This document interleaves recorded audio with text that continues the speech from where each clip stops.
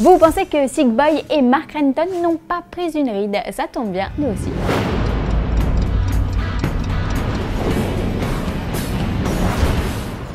C'est amusant car ce qui ressort le plus souvent quand on parle de la saga X-Men, ce sont pas forcément les films en eux-mêmes, mais les personnages qui tirent leur épingle du jeu. C'est notamment le cas de Quicksilver depuis Days of Future Past bien sûr, mais aussi et surtout Mystique, campée par Jennifer Lawrence. Depuis le commencement, l'actrice a pris du galon, s'attirant ainsi les faveurs du studio et du public, au point de donner à la Fox une idée, un film solo sur la mutante bleue. Une idée qui n'est pas nouvelle puisque Simon Kinberg en parlait déjà lors de la promotion de Days of Future Past en 2014, mais Bryan Singer y est aussi allé de son petit commentaire dans le podcast d'Empire. Mystique serait bien pour un spin-off, que ce soit avec ou sans Jennifer Lawrence, a-t-il déclaré. Notez que l'incertitude autour de sa présence plane toujours, reviendra pas, parce que depuis 2 ans l'actrice ne cesse de se contredire. Mais revenons-en au spin-off. Les déclarations de Singer laissent supposer que le spin-off n'en est qu'à l'état embryonnaire, et ça tombe bien car de tous les spin-offs de l'univers X-Men possibles, celui de Mystique n'est pas prioritaire selon nous. Il y a bien sûr Wolverine en cours de production, mais aussi Gambit. Gambit qui se fait un peu trop discret, vous ne trouvez pas? Mais interrogé lors de la promotion d'Apocalypse, Simon Kinberg, toujours lui, a confirmé ce que les fans espèrent, le film est toujours en développement. Et s'ils mettent autant de temps à se concrétiser, c'est en raison du scénario. Selon Kinberg, jusqu'ici, rien ne valait la peine d'être adapté, mais le script actuellement en cours d'écriture devrait être le bon, avec en ligne de mire un tournage fin 2016, début 2017.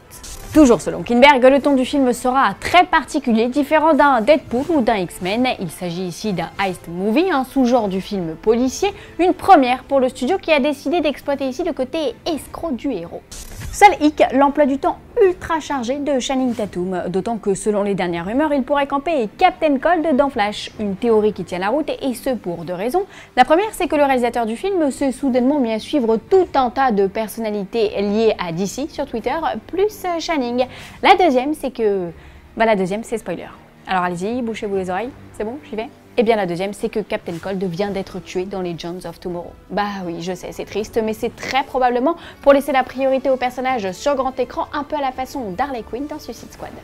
Espérons qu'il trouve le temps de se libérer pour donner un second souffle à Gambit après une apparition ratée dans Wolverine. La dernière fois que l'on a vu ça, c'était dans Deadpool, vous vous souvenez? Apparition ratée, pour ne pas dire huée, spin-off développé, film à succès, et bref, l'histoire on la connaît et on attend la suite avec impatience.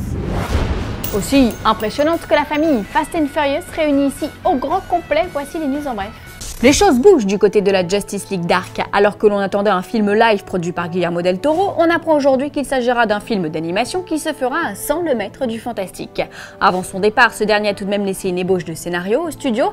Et puis si l'on en croit The British Board of Film Classification, un sneak peek de 8 minutes de cette Justice League Dark serait à retrouver dans les bonus DVD de Killing Joke dans les bacs cet été. Si tout ceci est vrai, alors cela signifie que le film est déjà bien avancé au point d'envisager une sortie à l'horizon 2017. Reste à savoir qui prêtera sa voix au héros. Il fut un temps question de Colin Farrell et Ewan McGregor pour Constantine, mais tout ceci n'est que spéculation. Affaire à suivre. En pleine promo pour Conjuring 2, James Wan a révélé qu'avant d'être attaché à Aquaman, il avait hésité avec Flash. En effet, Warner lui a laissé le choix, mais le réalisateur a préféré aller vers un peu plus de difficultés, Aquaman étant moins populaire dans le cœur des fans. En outre, le metteur en scène s'est dit très excité à l'idée de créer visuellement un royaume magique, incroyable et fascinant, a-t-il déclaré à Uproxx. Par ailleurs, Wan sait que le roi d'Atlantis est un héros sous-estimé. Comprendre donc qu'il y a moins d'attentes autour du film, lui permettant ainsi de bénéficier d'un peu plus de liberté. C'est assez rare pour être souligné. Résultat des courses au plus tôt en 2018. Aujourd'hui, dans le Quad des Fanzoni, on répond à Evana qui voudra des infos sur Star Trek. Eh bien Evana, figure-toi que le 13 octobre prochain, le Palais des Congrès organise un ciné-concert Star Trek. Un événement exceptionnel puisque l'orchestre symphonique dirigé par Justin Freer retracera 50 ans d'histoire avec la reprise de thèmes emblématiques, le tout ponctué d'extraits de la saga. Pour réserver, rendez-vous à l'adresse qui s'affiche en bas de votre écran. Une belle occasion de prolonger l'aventure Star Trek car Evana, n'oublie pas, rendez-vous dans les salles le 17 août pour découvrir Sans Limites.